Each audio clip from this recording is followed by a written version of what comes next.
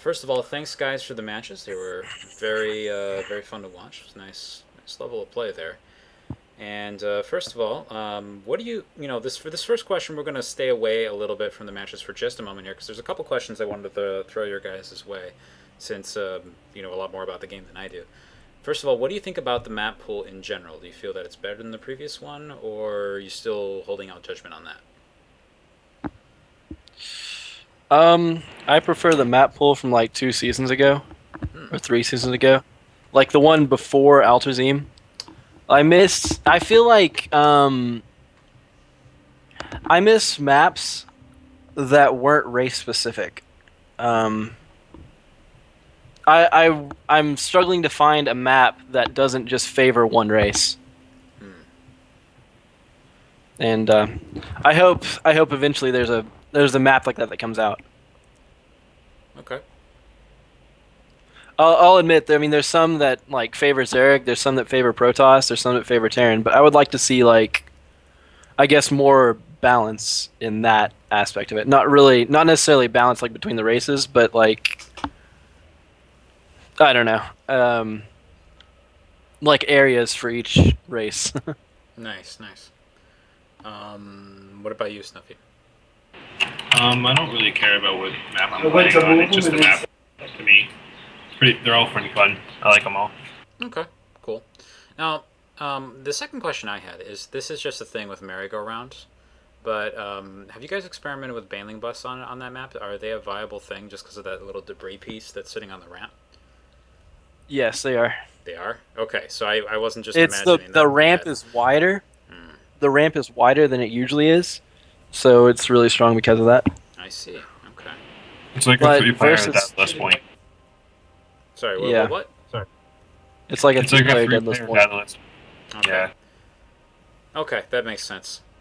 I only wanted to ask because I theorized it a bunch of times, and then like every single time I had a Zerg versus anybody in the show matches for the past couple of days, or even yesterday when I was helping Freaks cast the DKTL, no one did it. So I was like, darn, I didn't get to see this happen. I feel like it would be interesting, but yeah, I imagine you guys have already experienced it either from both sides. Hellion Banshee on that map is just like unstoppable. Really? Oh man, Yeah, we actually did see a little bit of that, but you know, again, it's just the games were all over the place yesterday, so it was a bit hard to gauge. yeah. Um, let's go ahead and talk about the maps then. Typical question is, how do you prepare for this matchup on the ladder? And given your opponent in this particular situation today, what was your approach starting with Frost? So, Snuffy. Starting with Frost, I was originally planning on going like really greedy into like somewhat like DT aggression, Mm-hmm. just because I found that that works for most players on ladder and all of that, so I thought it would work out. Okay. Nomad? Um, Usually, what you mean going into this on ladder? Uh, Usually, I try to do Roach Hydra aggression. okay. Usually, I'm kind of hoping for the close spawns.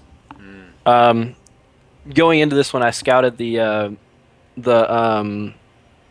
Templar archives with no chrono going to it, so I thought it was DTs, mm, and I just kind of over prepared for DTs I see. and didn't drone hard.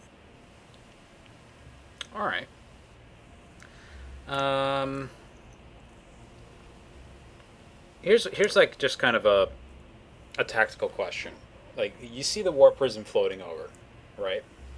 Mhm. And what do you think at that moment? How do you respond to that? I was pretty sure it was DT drop. Hmm. So I just had units and overseers kind of follow the warp prism around because I couldn't take damage from that. Okay. So basically, even though you were originally moving out for what looked like a push, it became seeing that war prism come out made that became a priority. I'm not even sure if it was a With the push or if small amount of you were just positioning though. I was actually positioning for Okay. defense at that point. Okay. I didn't get a good overload spread like I'd like to on that one. I've been kind of changing some things up versus Protoss, Okay. and my game is still in flux at the moment. Fair enough. All right. Cool. Let's see here. Any other comments from you guys about that game? About which game? This one. Frost game. Frost game. I thought whenever I shut down the DTs that I was ahead, but I let him establish the third base, and that was just it. Yeah. Those Swarmos scared me so much because I had like one Colossus and that was it. Yeah, but when you had that fourth base up, that was kind of interesting. That was interesting. I mean, did you actually get much mining done Did from you that? actually another thing too? Did you scout cross spawn? Yeah, I did. That's what I normally do. I see. Interesting. Okay. Like I was really confused whenever your probe came in that fast. I thought, oh, okay, you're gonna side spawns, but nope. Huh. Okay. Well, second game I think is unfortunately a little bit more straightforward. Overgrowth is just a really tiny map, and you see some things that you don't normally expect on that one. Um, what do you guys think of this map and comments on this particular game? I'm still not used to overgrowth like at all. I'm still learning that map. Long ways to go. Yeah, that's like my second time playing on that map. And then for that game, it's called Zealot 2 Stalker Mothership Push killed his third pretty early, so I was ahead. Yeah, I was wondering, is that just because of how fast it was able to get there, or is there like something that I missed? Normally I That can was kill just the I second. explode too fast versus a gateway expand. Oh, okay. He So didn't it go. was. He didn't go straight for a nexus. He delayed his nexus to get the attack going, Oh, okay. and I didn't delay my third, so that's what happened. I see. So it's just kind of like Yeah. a build counterish thing. It was just a builder win. Yep. Well, unfortunate, but that's part of the game. So, thanks for playing, guys. It was a lot of fun. Any shout outs you want to make to yourself or anybody else? Now is a good time to do it, and then we'll wrap it up.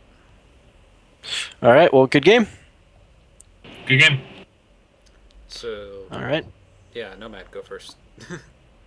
On shout outs. I got no shoutouts at the moment, but good game. Good to play with you guys. All right. Yeah, same with me. Okay. Well, then for me, I'll go ahead and make sure to, as always, direct you guys over to the archive site for the show matches. That's tinyurl.com day-night-s. And you can find higher quality videos of ones where I have to stream, as well as just ones with multiple encoded resolutions for when anybody else is streaming. So anybody who's having a difficult time watching over here, that's where you can see everything fine on that end. And otherwise, shout out to everybody who's hanging out here today with us, including Deploy, Ender Flux. Good to see you, man. Been a while. Monosaurus Rex, and Zero, who's apparently hanging out in the chat. All right. So, also tonight we have another show match between Prinef and GoGoGo that's going to be at 8 o'clock. I'm sorry, 5 p.m. PDT. I live on the East Coast, guys. Even I get messed up on time zones. Yeah. But anyway, there's going to be a show match then, and then at 2 hours after that, at 7 p.m., there's going to be Fade versus Iroh, which I believe is going to be a best of 5. So that should be a lot of fun. All right. Well, awesome. See you guys then.